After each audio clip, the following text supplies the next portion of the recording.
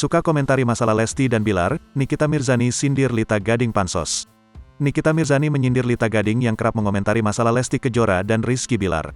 Lesti Kejora dan Rizky Bilar bersatu kembali setelah sepakat berdamai. Namun, keputusan mereka berdamai membuat banyak pihak kecewa. Seperti diketahui, sebelumnya Lesti Kejora melaporkan Rizky Bilar ke polisi perihal KDRT. Pengacara Mirwansyah dan psikolog Lita Gading ikut mengomentari kasus tersebut. Namun, Nikita Mirzani menuduh Lita Gading dan Mirwansyah hanya pansos.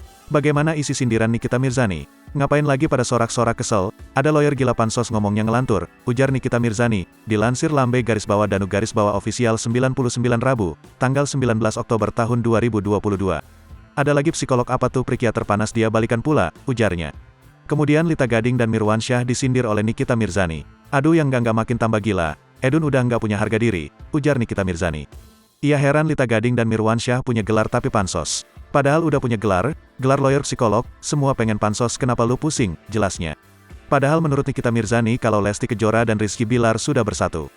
Padahal Lesti Bilar udah bersatu kalian aja pusing, ujar Nikita Mirzani.